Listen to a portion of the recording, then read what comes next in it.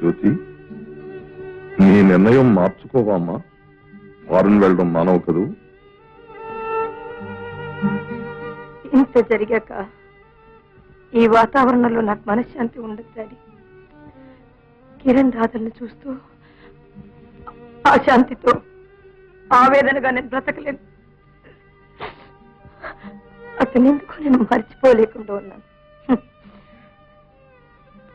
నా గురించి తెలుసుకున్న రాధ కూడా నేను ఇక్కడే ఉంటే హాయిగా కాపురం చేయలేదు. అందుకే విదేశాలకు వెళ్ళి పసిబిడ్డలకు వైద్యం చేస్తూ ఒంటరిగా జీవితం గడపాలని నిర్ణయించుకున్నాను. జ్యోతి, ఈ వయస్సులో నన్ను ఇక్కడ ఒంటరి వాడిని చేసి వెళ్ళిపోతావా? నాకెంత శిక్ష విధించావు తల్లి. అలా అనకండి. అనాథ నేను నన్ను ఇంతకాలం కన్న కూతుర్లా చూసుకున్నాను.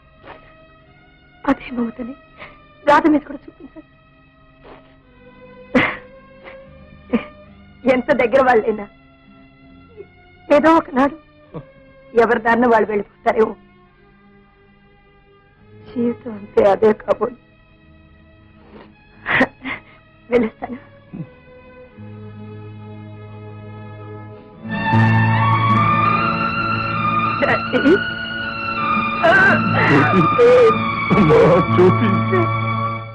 ఏమండి, వెంటనే ఆమెను చూడాలి.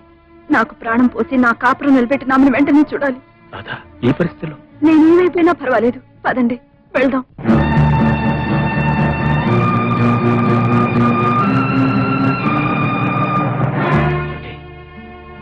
జ్యోతి విదేశాలకు వెళ్తాం. అవును బాబు.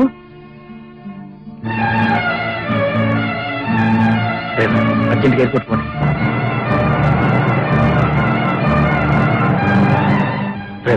త్వరగా పోనీ.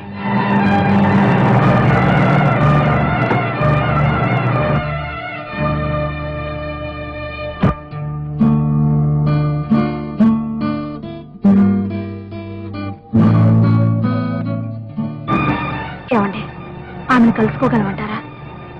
మన ప్రయత్నం మనం చేద్దాం. Indian Airlines announces the flight 173 to Bombay. All the passengers are requested to keep their boarding card handy and go to the aircraft. Do you have any hand baggage? No hand baggage, please.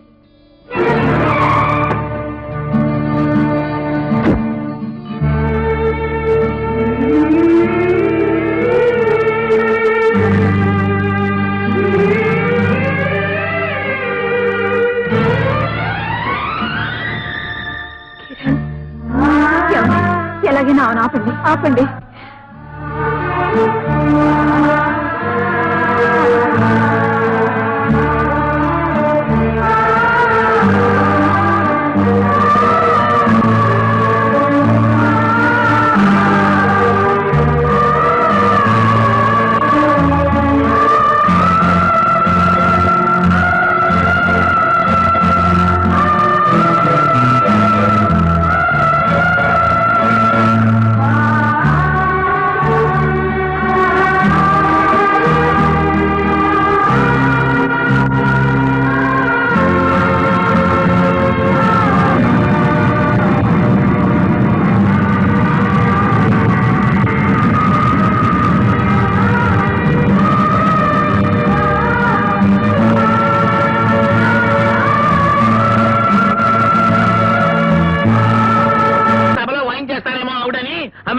ఇండియాకి చిన్న adjustment చేశాను. సంతోషించాను.